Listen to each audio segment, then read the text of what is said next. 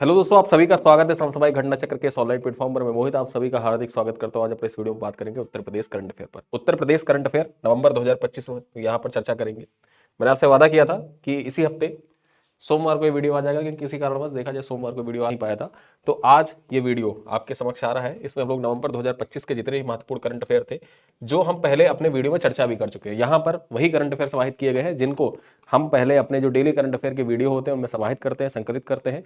उन सारे current affair को एक साथ उठाकर यहाँ पर देखा जाए तो करंट अफेयर आपका उत्तर प्रदेश स्पेशल के जो इंपॉर्टेंट करंट अफेयर है उनको अलग किया गया है, और वो सारे करंट अफेयर आपके समझ यहाँ पर प्रस्तुत किए जा रहे हैं। इसमें देखा जाए कुछ एडिशनल फैक्ट भी होंगे जो आपके यूपीपीसीएस सर्टिफिकेट परीक्षा, यूपीएसआई, यूपी ट्रिपल एससी, लेखपाल तथा अन्य एक दिवसीय परीक्षाएं जो उत्तर प्रदेश में होती हैं और जहां पर यूपी स्पेशल से संबंधित महत्वपूर्ण सवाल पूछे जाते हैं, उन सभी को यहाँ पर समाहित संकलित किया गया जो आपके आगामी एग्जाम के लिए बहुत महत्वपूर्ण है। चलिए चर्चा करते हैं एक एक कर वीडियो पर। साथ ही साथ मैं आपको बता दूं कि इस वीडियो की जो क्लास पीडीएफ है वो आपका हमारे व्हाट्सएप कम्युनिटी में, जो मासिक करंट अफेयर का व्हाट्सएप कम्युनिटी बना हुआ है, वहीं पर आपको इसकी पीडीएफ मिल जाएगी।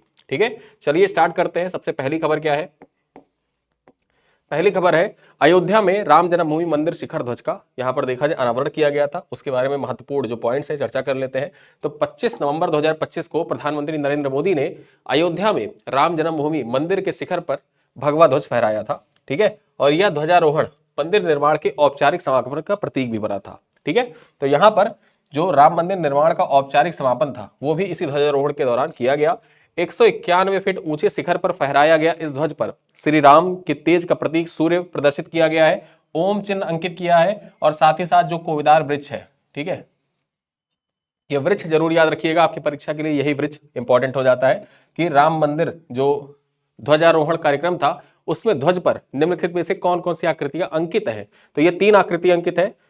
सूर्य अंकित है वहां पर, ओम का चिन्ह अंकित है सूर्य के अंदर ही, और साथ ही साथ कोविदार का वृक्ष वहां पर अंकित किया गया है। तो ये 3 चीजें अंकित है, ये चीजें आपको याद रखनी है। और यह आयोजन भारत के सामाजिक, सांस्कृतिक और आध्यात्मिक जीवन में एक ऐतिहासिक और भावनात्मक क्षण के रूप में देखा गया। ठीक है, इंपॉर्टेंट हो जाता है। अगली खबर पर चर्चा करते हैं। दूसरी खबर क्या है जो आपकी परीक्षा के दृष्टिकोण से इंपॉर्टेंट भी है, पहले हम लोग इस वीडियो पे मतलब इस टॉपिक पर चर्चा भी कर चुके हैं।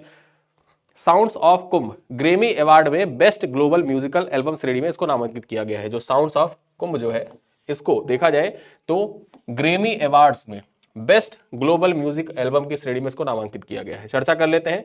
महाकुंभ महोत्सव से प्रेरित आध्यात्मिक संगीत एल्बम साउंड्स ऑफ कुंभ को 68वें ग्रेमी अवार्ड्स में बेस्ट ग्लोबल म्यूजिक एल्बम श्रेणी के लिए नामांकित किया गया है। ठीक है, यहां पर चर्चा करें।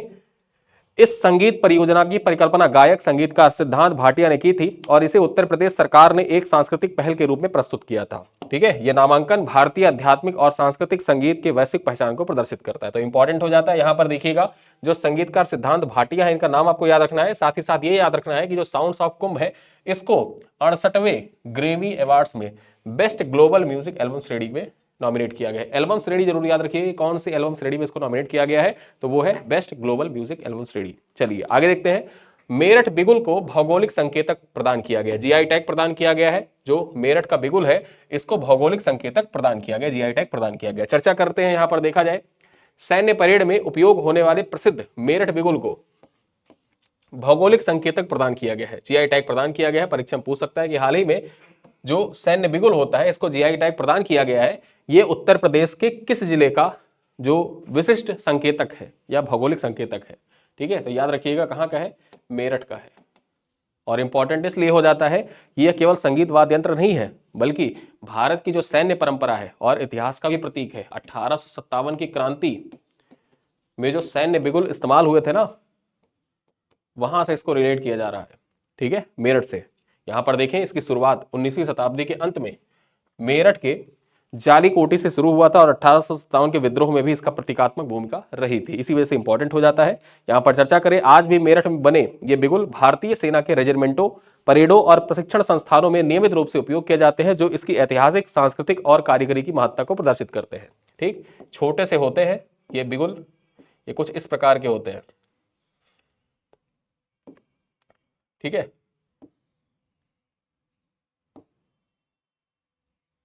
कुछ इस प्रकार के बिगुल होते हैं। चलिए आगे चर्चा करें, प्रयागराज में बनेगा भारत जापान सांस्कृतिक पार्क। अब ये जो भारत जापान सांस्कृतिक पार्क है ये कहां पर बनाया जाएगा, प्रयागराज में बनाया जाएगा। चर्चा करते हैं, प्रयागराज में 124 करोड़ रुपए की लागत से एक अनोखा भारत जापान सांस्कृतिक पार्क विकसित किया जाएगा। ये पार्क अरैल क्षेत्र, जो संगम के किनारे अवस्थित है अरैल क्षेत्र, वहीं पर देखा जाए संगम क्षेत्र में यमुना तट पर बनेगा। ठीक है, जो भारतीय सनातन और जापानी शीतो परंपराओं की आध्यात्मिक समानताओं को प्रदर्शित करेगा। ठीक है, भारत की जो सनातन परंपरा है और जापान में देखा जाए जो शीतो परंपरा है, ठीक है, शिंतो परंपरा, ये शिंतो परंपराओं को देखा जाए एक साथ समाहित संकलित करते हुए उनके आध्यात्मिक समानताओं को दर्शाने का कार्य किया जाएगा इस भारत जापान सांस्कृतिक पार्क के माध्यम से। पार्क में 5 थीम आधारित क्षेत्र होंगे, जिसमें तोरई गेट, ठीक है, तोरई गेट, जापानी उद्यान, मियावाकी वन विकसित किया जाएगा, भारतीय मंदिर स्थापत्य योग दर्शाया जाएगा, साथ ही साथ संगीत और नृत्य से जुड़े तत्व को सम्मिलित करते हुए 5 थीम आधारित क्षेत्र विकसित किए जाएंगे इस भारत जापान सांस्कृतिक पार्क में। यहां पर देखा जाए इसके अलावा जैन गार्डन, ठीक है, टी सेरेमनी और इकेबान जैसी जापानी परंपराएं कलाओं का भी प्रतीक भी सम्मिलित होगा। चलिए आगे देखते हैं। यह परियोजना प्रयागराज के सांस्कृतिक और आध्यात्मिक विरासत को एक नया आयाम देगी, जो पर्यटन को बढ़ावा देगी। अब ये इंपॉर्टेंट इसलिए हो जाता है, यहां पर देखा जाए जो आपका यूपी स्पेशल का जीएस पेपर 5 है, अब वहां पर देखा जाए सवाल पूछा जाता है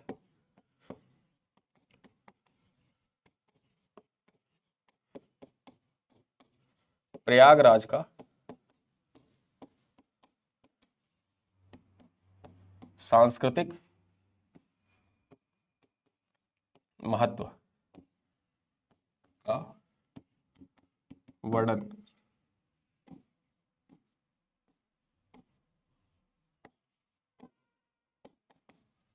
करें। अब प्रयागराज के सांस्कृतिक महत्व का वर्णन करें, ऐसा सवाल वहां पर देखा जाए एक आपके सिलेबस में सीधे सीधे जीएस पेपर 5 में मेंशन करके रखा गया है कि उत्तर प्रदेश के प्राचीन शहर। अब प्राचीन शहरों में प्रयागराज भी आता है, ठीक है। अब प्रयागराज के सांस्कृतिक महत्व को जब पूछा जाए तो वहां पर देखा जाए आप सारे पॉइंट जो प्रयागराज के लिख रहे हैं उसको लिखे, लेकिन जब आप निष्कर्ष लिख रहे हैं या फिर वहीं पर जो वर्तमान सांस्कृतिक परिदृश्य है उसको जब लिख रहे हो तो भारत जापान सांस्कृतिक पार्क के बारे में उल्लेख जरूर करिएगा। और इन 3-4 पॉइंट्स के उल्लेख अगर आप करते हैं तो आपके जो आंसर है वो आंसर औरों की अपेक्षा और बेहतर दिखेगा, और साथ ही साथ ये वैल्यू एडेड मटेरियल की तरह आप अपने आंसर में इसको यूज कर सकते हैं। चलिए आगे हम चर्चा करते हैं अगले पॉइंट पर। सर्वोच्च न्यायालय ने उत्तर प्रदेश सरकार की प्रथा पर एक कड़ी आलोचना की। यहां पर देखा जाए यूपी सरकार में या उत्तर प्रदेश में एक प्रथा होती है कि जो विभिन्न अधिकारी हैं, जो जिले के जिलाधिकारी हैं तथा उनके जो अन्य उच्च अधिकारी होते हैं, उनकी जो पत्नियां हैं वह सहकारी समितियों तथा महिला स्वयं सहायता समूह जो होता है उनकी पदेन अधिकारी बन जाती हैं, ठीक है। और इस बात पर सुप्रीम कोर्ट के द्वारा टिप्पणी की गई, उस टिप्पणी पर चर्चा कर लेते हैं। यहां पर देखा जाए सर्वोच्च न्यायालय ने उत्तर प्रदेश सरकार की उस प्रथा की कड़ी आलोचना की है जिसमें जिलाधिकारी जैसे अधिकारियों की पत्नियों को सहकारी समितियों और महिला जो स्वयं सहायता समूह होते हैं उनके पदेन अधिकारी बना दिया जाता है।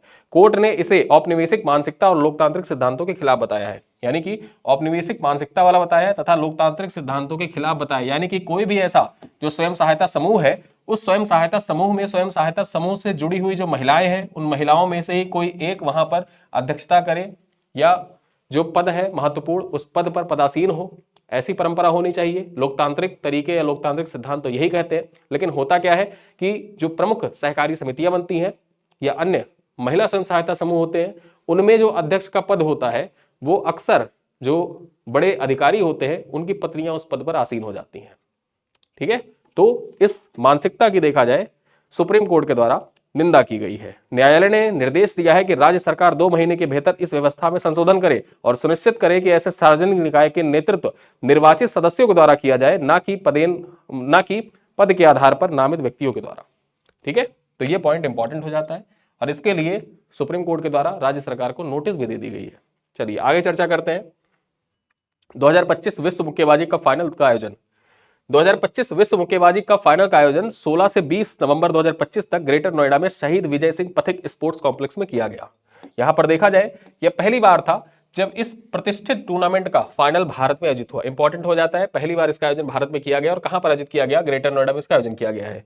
प्रतियोगिता में 18 देशों के 130 मुक्केबाजों ने पार्टिसिपेट किया था, जिनमें 10 ओलंपिक पदक विजेता और 20 भारतीय मुक्केबाज सम्मिलित हुए थे। ठीक है, चर्चा करें, यह आयोजन भारत के लिए एक बड़ी उपलब्धि रहा है और वैश्विक मुक्केबाज मंच पर देश की बढ़ती पहचान को प्रदर्शित भी करता है। तो इंपॉर्टेंट हो जाता है। विश्व मुक्केबाजी का फाइनल का आयोजन कहां पर किया गया? ग्रेटर नोएडा में किया गया था और यूपी स्पेशल के दृष्टिकोण से इंपॉर्टेंट हो जाता है। चलिए आगे देखते हैं, दीप्ति शर्मा के बारे में जानते हैं।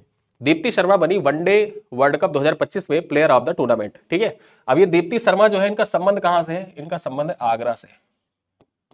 ठीक, आगरा से इनका संबंध है। महत्वपूर्ण हो जाता है, पूछ ले परीक्षा में कि इनका संबंध कहां से है।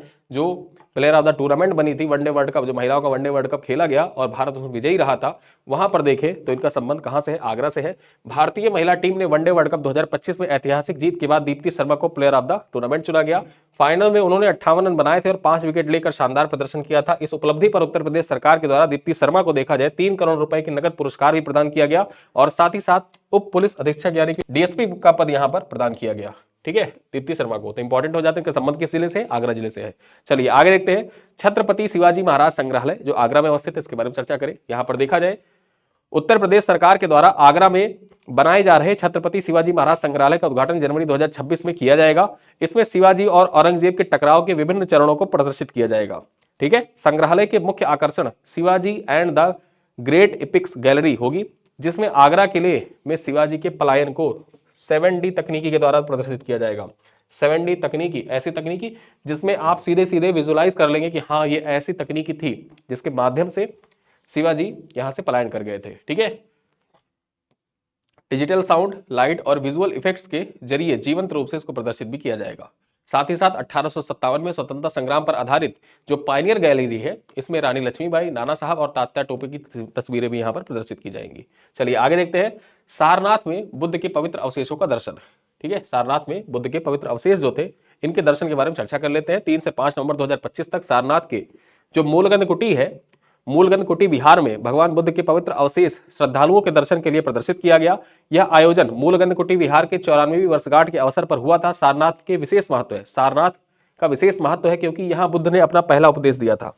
ठीक, धर्मचक्र परिवर्तन, जो धर्मचक्र परिवर्तन का प्रतीक है, किसको माना जाता है? सारनाथ को माना जाता है। सारनाथ में पहली बार उपदेश भगवान बुद्ध के द्वारा दिया गया था। चर्चा करें तो यह एक दुर्लभ और आध्यात्मिक रूप से महत्वपूर्ण समारोह माना जाता है, जिसमें बड़ी संख्या में श्रद्धालु सम्मिलित हुए थे। ठीक है, चलिए आगे चर्चा करते हैं। ज्ञानेश कुमार को मिला आईआईटी कानपुर के द्वारा डिस्टिंग्विश्ड एलुमनाई अवार्ड। ठीक है, डिस्टिंग्विश्ड एलुमनाई अवार्ड किसको प्रदान किया गया है? ज्ञानेश कुमार को, जो भारत के मुख्य चुनाव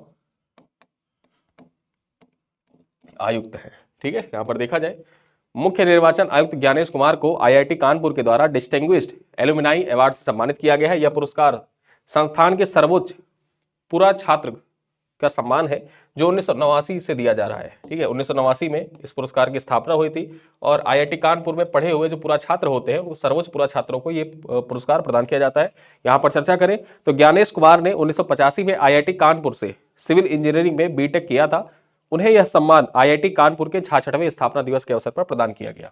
ठीक है, तो आईआईटी कानपुर के 66वें स्थापना दिवस के अवसर पर जो भारत के मुख्य चुनाव आयुक्त हैं ज्ञानेश कुमार, इनको आईआईटी कानपुर के द्वारा डिस्टिंग्विश्ड एलुमनाई अवार्ड प्रदान किया गया है। ठीक है, चलिए आगे चर्चा करते हैं अपने अंतिम खबर पर। लखनऊ यूनेस्को के क्रिएटिव सिटी ऑफ गैस्ट्रोनॉमी में शामिल किया गया है। लखनऊ को उसके प्रसिद्ध अवधी पाक कला और खान पान की विरासत के लिए यूनेस्को के क्रिएटिव सिटीज नेटवर्क में क्रिएटिव सिटी ऑफ गैस्ट्रोनॉमी के रूप में सम्मिलित किया गया है। यहाँ पर चर्चा करें, इसकी घोषणा 31 अक्टूबर 2025 को उज्बेकिस्तान के समरकंद में आयोजित यूनेस्को के 43वें महासम्मेलन के दौरान की गई थी। ये पॉइंट आपको याद रखना है, इसकी घोषणा कहां पर की गई थी। आपको तो ये तो पता ही हो जाएगा कि क्रिएटिव सिटीज ऑफ गैस्ट्रोनॉमी में इसको शामिल किया गया है। लखनऊ को कहां पर घोषणा हुई थी, इंपॉर्टेंट ये है, 31 अक्टूबर 2025 के दिन उज्बेकिस्तान के समरकंद में आयोजित जो यूनेस्को का 43वां महासम्मेलन था, उसी के दौरान देखा जाए इसकी घोषणा की गई थी। ठीक है, यहां पर चर्चा करें तो इस मान्यता के साथ लखनऊ भारत का गौरव बढ़ाते हुए दुनिया भर के 100 से अधिक देशों में 408 रचनात्मक शहरों के वैश्विक नेटवर्क का हिस्सा बन गया है। यह सम्मान लखनऊ के पारंपरिक अवधी व्यंजनों, खासकर धीमी आंच पर बनने वाले कबाब और समृद्ध खान पान संस्कृति को अंतर्राष्ट्रीय पहचान के रूप में प्रदर्शित करता है। ठीक, तो ये है आज के कुछ महत्वपूर्ण करंट अफेयर, जिसमें नवंबर महीने के इंपॉर्टेंट करंट अफेयर के बारे में हमने चर्चा की, जो आपकी परीक्षा के लिए इंपॉर्टेंट है। यहां पर कुछ प्रश्न है, इनका उत्तर आप कमेंट बॉक्स में दीजिएगा। पहला प्रश्न क्या है, अयोध्या में राम जन्मभूमि मंदिर के शिखर पर पवित्र भगवा ध्वज किस तिथि को फहराया गया? 22 जनवरी 2025, 15 अगस्त 2025, 15 नवंबर 2025 या 16 दिसंबर 2025? क्वेश्चन नंबर 2 क्या है, साउंड्स ऑफ कुंभ संगीत एल्बम को किस अंतरराष्ट्रीय पुरस्कार के लिए नामांकन मिला है? ऑस्कर अवार्ड के लिए, ब्रिट अवार्ड के लिए, ग्रैमी अवार्ड के लिए या कांस म्यूजिक अवार्ड के लिए? क्वेश्चन नंबर 3 देखें, सैन्य परेड में उपयोग होने वाले मेरठ बिगुल की ऐतिहासिक शुरुआत किस शताब्दी के अंत में मानी जाती है? 18वीं शताब्दी के अंत में, 19वीं शताब्दी के अंत में, 20वीं शताब्दी के अंत में या 21वीं शताब्दी के अंत में? चौथा सवाल क्या कह रहा है कि भारत जापान सांस्कृतिक जो पार्क है, इसका उद्घाटन या इसका निर्माण किस शहर में प्रस्तावित है? वाराणसी में, प्रयागराज में, लखनऊ में या कानपुर में? और अंतिम सवाल है कि यूनेस्को की creative cities of gastronomy network में किस भारतीय शहर को सम्मिलित किया गया? हैदराबाद को, जयपुर को, लखनऊ को या इंदौर को? ठीक है, तो आपको बताना है नवंबर 2025 में, नवंबर 2025 में यूनेस्को के क्रिएटिव सिटीज ऑफ गैस्ट्रोनॉमी के नेटवर्क में किस भारतीय शहर को सम्मिलित किया गया? हैदराबाद, जयपुर, लखनऊ या इंदौर? ठीक है, तो इन 5 सवालों के उत्तर आप कमेंट बॉक्स में दीजिएगा। वीडियो कैसा लगा आप कमेंट बॉक्स में बता सकते हैं। साथ ही साथ इस वीडियो की क्लास पीडीएफ, पीपीटी इत्यादि आपको देखा जाए तो हमारे ऐप पर तो मिलेगी ही मिलेगी, साथ ही साथ जो हमारा व्हाट्सएप ग्रुप है वहां पर आपको इसका पीडीएफ मिल जाएगा। ठीक, तो इसी के साथ इस वीडियो को करते हैं पर समाप्त। मिलते हैं अगली क्लास में, तब तक के लिए बहुत बहुत धन्यवाद।